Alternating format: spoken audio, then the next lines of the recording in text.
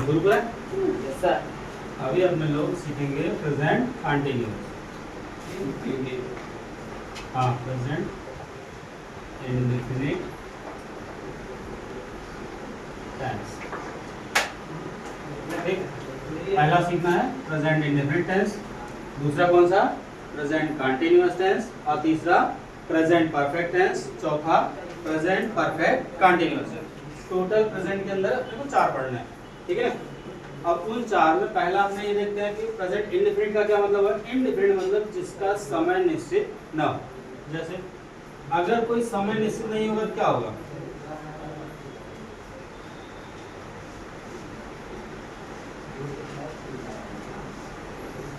समय निश्चित न हो। इसका तात्पर्य है वह जाता था, वह खाता था, कब खाता था पता नहीं, कब जाता था वो भी पता नहीं, बराबर ना, लेकिन काम कर रहा है, काम करता है ना। अब यहाँ पे सबसे पहले तो आपको ये समझना पड़ेगा इसका पहचान क्या है। कैसे पहचानेंगे कि प्रेजेंट इंडेफिनिट का वाक्य है। प्रेजेंट इंडेफिनिट का वाक्य होगा तो हिंदी में उस वाक्य के अंत में ता है, ते है, ती है इत्यादि आता होगा, है ना। और अगर हम स्ट्रक्चर की बात करेंगे या इंग्लिश की बात करेंगे तो क्या होगा, उसमें हमेशा निगेटिव और इंट्रोगेटिव में आप देखोगे तो डू या डज का यूज होता है। डू या डज का ये हेल्पिंग वर्ब लगता है, लेकिन अफर्मेटिव में ऐसा कोई हेल्पिंग वर्ब लगता नहीं। अब यहाँ अपने करते हैं पहले अफर्मेटिव की चर्चा।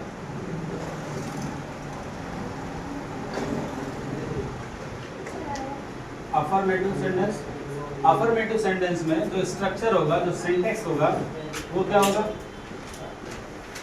सब्जेक्ट प्लस वर्ब, वर्ब का फर्स्ट फॉर्म है ना, प्लस ऑब्जेक्ट। बस हमारी चलो, अगर आप देखें तो अगर सब्जेक्ट फर्स्ट फॉर्म होगा तो उसका जो है वर्ब भी फर्स्ट फॉर्म होगा, सब्जेक्ट सेकंड फॉर्म होगा तो वर्ब भी सेकंड फॉर्म होगा। बस हमारी हमेशा जितने भी वर्ब होते हैं, तो सभी वर्ब हमेशा प्लूरल फॉर्मेट में होते हैं। किसमें होंगे, प्लूरल फॉर्मेट में।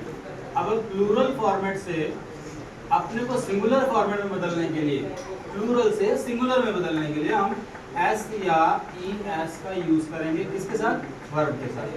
ये किसके साथ यूज होगा, वर्ब के साथ। इतनी बात समझ में आ रही है ना।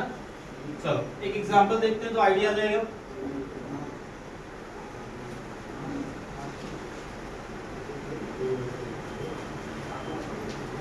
जैसे राम आम खाता है, ठीक, साधारण वाक्य है हिंदी का, है ना। राम आम खाता है, तो यहाँ आप देखोगे ना तो ता है, और हमने वही बताया क्या आ रहा है अपने पास कि किसी भी वाक्य के अंत में ता है, ते है, ती है यदि आता है तो वो क्या कहलाएगा, वो प्रेजेंट इंडेफिनिट टेंस कहलाएगा। बात हमारी इस टेंस का वाक्य हुआ। अब इसका ट्रांसलेशन करेंगे तो हमें हमेशा क्या करना पड़ेगा, इसको फॉलो करना पड़ेगा, ठीक है। यहाँ हमारे लिए सब्जेक्ट क्या है, राम, वर्ब क्या है, खाता है ना, और ऑब्जेक्ट क्या है, आम। मतलब ये हमारे लिए सब्जेक्ट हो गया, ये हमारे लिए वर्ब हो गया, ये हमारे लिए ऑब्जेक्ट हो गया, ठीक है। तो इसी सीक्वेंस को हम क्या करते हैं, यहाँ पे लिख देंगे, है ना। तो लिखते हैं राम, खाना का अंग्रेजी क्या होगा, ईट। ईट जो है प्लूरल फॉर्मेट है, इसको सिंगुलर फॉर्मेट में क्या करेंगे, ईट्स हो जाएगा, ईट्स मैंगो।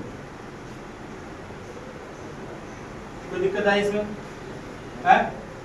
चलो एक और देख लेते हैं एग्जांपल। जैसे वह घर जाता है, क्या हो जाएगा, ही।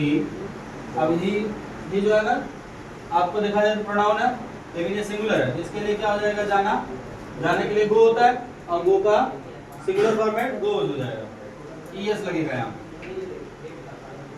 ही गोज टू होम, है ना।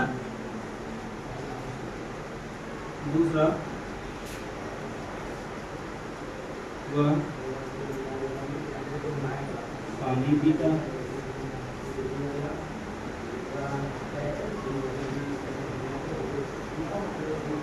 तो क्या हो जाएगा, he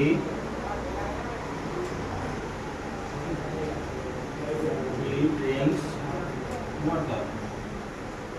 बात सुना रही? अच्छा, कैसे पता चलता है कि यहाँ पे हमको ही लगाना है? इसके वाक्य के अंतिम शब्दों से पता चलता है। अगर लिखा गया वह घर जाता है, तो जाता है किसके साथ आता है? हमेशा मैस्कुलिन जेंडर के साथ आता है, यानी पुरुष प्रधान वाक्य है ना। यहाँ पर वह पानी पीता है, ये भी पुरुष प्रधान है, ठीक है। तो इसलिए ता है तो क्या होगा, ये आपका ही लगेगा। अगर टी है होता तो, जैसे वह पानी पीती है तो क्या हो जाएगा, सी ड्रिंक्स वाटर। इतनी बात समझ में आ रही? अगर ऐसा कहा जाए कि वह किताब पढ़ता है या वह किताब पढ़ती है,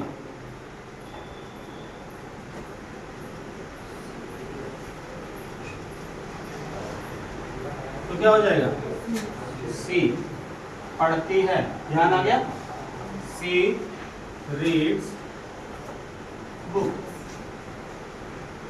ठीक है, बात समझ में आ रही? चलिए एक बात और लिखिए, रमेश साइकिल चलाता है।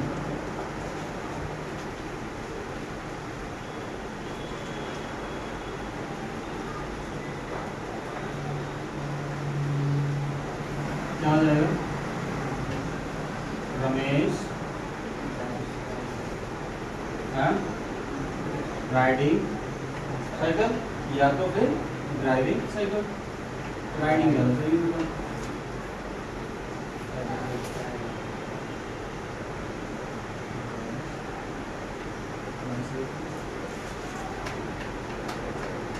बराबर। ये तो हो गया अफर्मेटिव के लिए, इतना समझ में आया? फिर से एक बार देख लो, ध्यान से क्लियर हो जाए। प्रेजेंट इंडेफिनिट टेंस में हम पहचानेंगे कैसे, वाक्य के अंत में ता है, ते है, ती है, ठीक है। अगर वाक्य इंग्लिश में होगा तो उसके साथ क्या लगेगा, डू या डर, लेकिन वो भी कहाँ लगेगा, निगेटिव या इंट्रागेटिव में। अफर्मेटिव में कुछ नहीं लगने वाला है, अफर्मेटिव में केवल सब्जेक्ट, वर्ब और ऑब्जेक्ट का ही आपको ध्यान में रखना है। बात हमारी। और ये जो स्ट्रक्चर है, ये जो फॉर्मूला है, इसी फॉर्मूला के आधार पर आपका वाक्य बनने वाला है। बात समझ वाली? चलो, तो जैसे अभी हमने एग्जांपल दिया कि राम आम खाता है, अपने को पता है कि सब्जेक्ट होता है, तो पहला नाम होगा ना वही सब्जेक्ट होता है, ठीक है। कौन सा काम कर रहा है, तो खाने का काम कर रहा है, वो क्रिया हो गई, ठीक है, वर्ब हो गया। और क्या खा रहा है, ठीक है, आम खा रहा है, तो आम उसके लिए ऑब्जेक्ट हो गया। यहाँ पर उसी प्रकार से हमने 3-4 एग्जाम्पल और लिख दिए, है ना। इसको लिखिए, फिर आपको 9-10 प्रैक्टिस दे देता हूँ, तब आपको निगेटिव और इंट्रोगेटिव समझाता हूँ। बात हमारी, पहले प्रैक्टिस करना है, पहले निगेटिव इंट्रोगेटिव समझा दो, फिर प्रैक्टिस करना है।